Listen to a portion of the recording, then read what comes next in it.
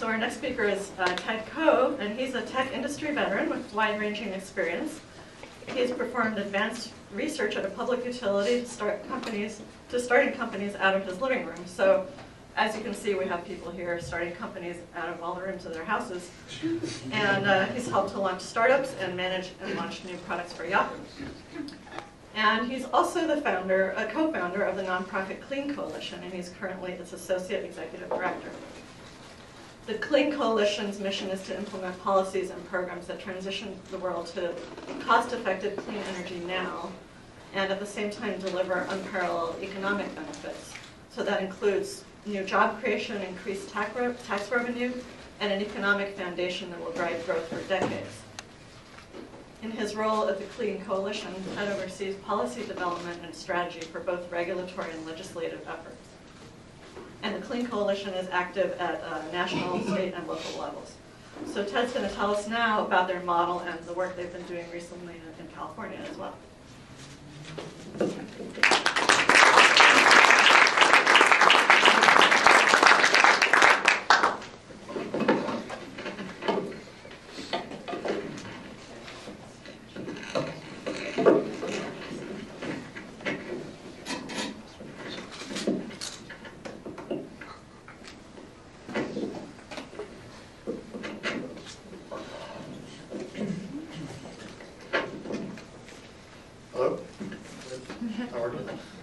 Great.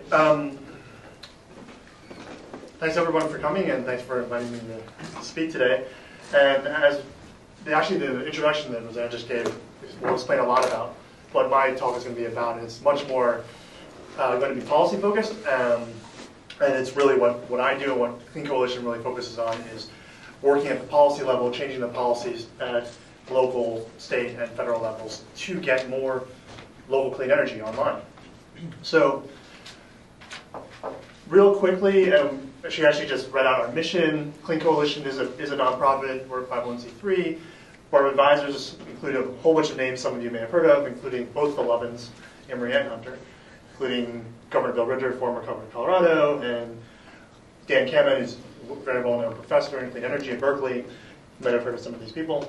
They're all with us on this whole mission towards improving the policies to make it easier for people to install solar and other kinds of clean energy. So I'd like to start with this slide, actually. When we think about the overall goal, we just want a lot more clean energy. We want a lot more solar energy. We want a lot more clean energy in our communities and across the country. And this is Germany versus California. And the green line is Germany, the green bars are Germany. Last year, Germany installed nearly 15 times more solar in the state of California. This is even though California's sun is better, 70% better than Germany's. 15 times. Recently, under the CSI program, we celebrated a milestone in California. 1 gigawatt of solar power had been installed under the CSI program since 2006. So in the last 5.5, almost 6 years, we've installed 1 gigawatt of solar in California, and this was a great milestone. For reference, last year, Germany installed 1 gigawatt of solar in about 2 weeks. And if you're wondering what kind of solar they're installing, are they installing the really big stuff, or are they installing the little stuff? Actually, 80% or more of Germany's solar installations are under 2 megawatts, and they're on rooftops. These are small systems. These are on rooftops in communities, local. These aren't the really large-scale projects remote from where you use the energy. So it's important, I think, when we talk a lot about these policies and different programs and different regulations and laws, to really understand the different kinds of generation markets there are. And this is something that, I apologize if it's too basic for some of the people in the room, but it's something that is important to distinguish for people in any kind of clean energy conversation. You start with what's called central station energy. The large projects really takes up a lot of space. And they're usually connected to the high voltage transmission grid. These are the big metal towers. Energy is traveling hundreds of miles or even thousands of miles to get to where you're using it.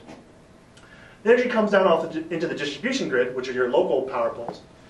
And then on the distribution grid, you can have 2 different kinds of energy generation. You can have what we call wholesale generation. And wholesale generation is small to medium-sized projects usually, and the energy is sold directly to the utility. So you're not using it yourself generally. You're selling it directly into the distribution grid to the utility for the utility to then go sell to someone else, to the end consumer.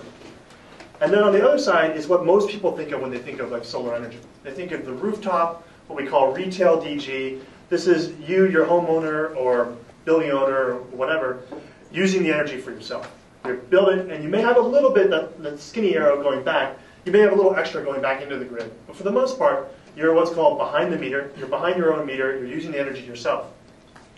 And that's the kind of more typical way of what most people think of as the different, as local clean energy.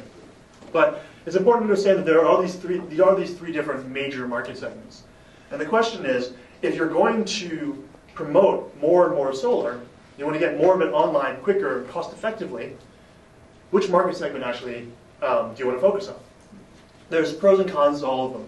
But the question is, for your policies, which one of these market segments actually do you want to focus your energy on developing?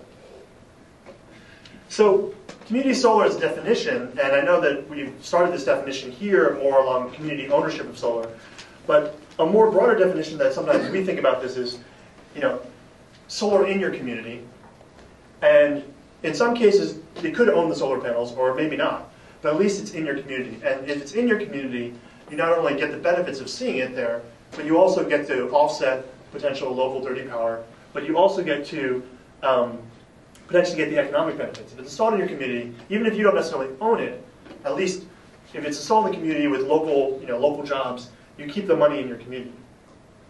So what policies are relevant for that? What are the different kinds of policies? And it really depends on, again, which market you're talking about. What most people think of is, the most basic thing people think of is called net metering. And this is the basic model where it's really easy for people to understand. Your meter runs backwards. You're generating energy, you're using as much as you can when you're generating it. If you generate more than you're actually using at any time, you send energy back into the grid and your meter runs backwards. If you're generating less, say at night, than you're actually using, then you pull energy off the grid. That's basic net metering, and it's what most people think of as the most common way of thinking about a policy for clean energy, and has been very successful all around the country. Then there's something called virtual net metering. This is similar to the idea that, again, if you, the person who owns the building, are not the same people who are paying the energy bills, then you can't necessarily offset your own energy bill. So any kind of multi-tenant housing, multi-tenant office building, those kind of situations where like the owner of the building is not the person using the energy, net metering doesn't really work for you. So you have what's called virtual net metering, where again you have some ownership in the solar system, for example, and then it goes to offset your bill, even though you don't own the actual building. Then there's solar gardens, which we just heard talked about, which is a bit of a hybrid of virtual net metering, where you have your own ownership offsetting your own bill, but also has a wholesale DG component, where the fact is the projects themselves are actually sending energy directly into the grid. And then clean programs, which are, for people who know or have heard, are most commonly thought of as feed-in tariffs. But clean programs is the new name. And this is a policy targeted at what I was calling the wholesale DG market, for projects that are selling energy directly into the grid to the utility. So to define clean programs, CLEAN is a new acronym, Clean Local Energy Accessible Now. This is something that groups around the country are looking to replace the old feed-in tariff name, because nobody likes the name feed-in tariff. It's just, people don't like the tariff, and it feels like a tax, and there's a lot of issues with it. So we're moving to this. The main thing about a clean program is that the developer has a standard, the person who owns and builds and installs the system has a standard long-term contract that's guaranteed between him and the utility for the utility to buy his energy. And making it standard makes it simple. Making it guaranteed means that you know you're going to get paid for your energy. The other part of it, a good clean program, is what's called interconnection, which is also known as grid access. Is like you can have the permits, you can have the panels, you can have the installation, you can have the financing. If you can't plug in to the grid, if the utility's not going to let you plug in, you have a problem. So a well-designed clean program solves that problem also, and guarantees that you can plug into the grid. And the last part of a clean program is financing. Again, if you have a predefined standard contract, then it's something that a financer, a bank, for example, can go ahead and finance your project. So these clean programs have been proven around the world, actually, to be the best way to actually get more clean energy deployed. Something like 80% of the solar energy a couple years ago, in 1 year, was just deployed under clean programs, also called feed-in tariffs, all around the world.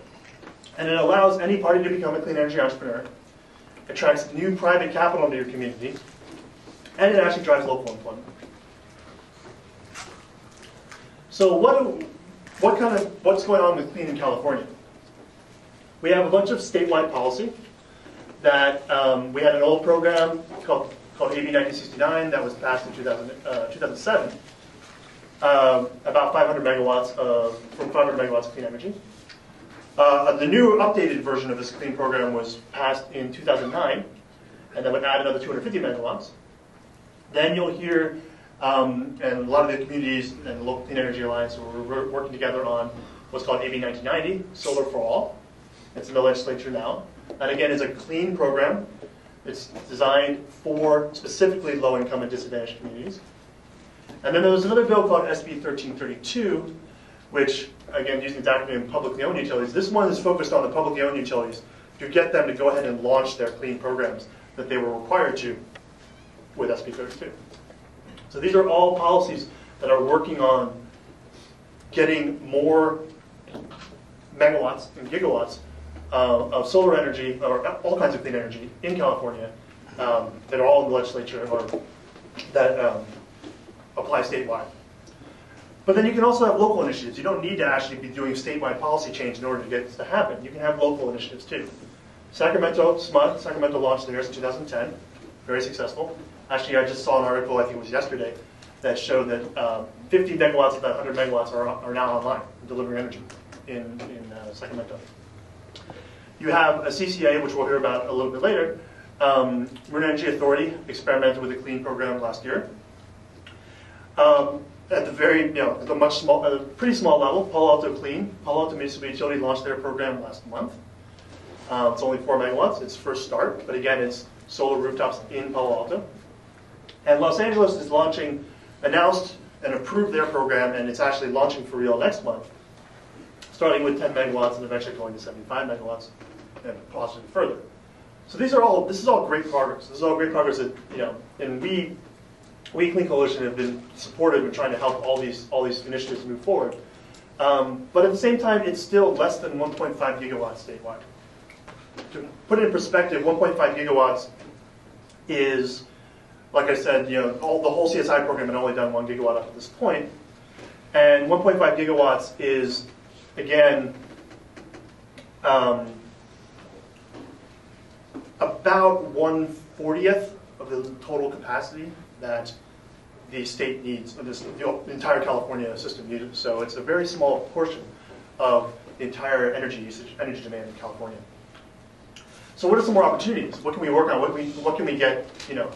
What can we do to move this forward? Is Clean Power SF. Again, that's local CCA. Sonoma's considering a CCA also.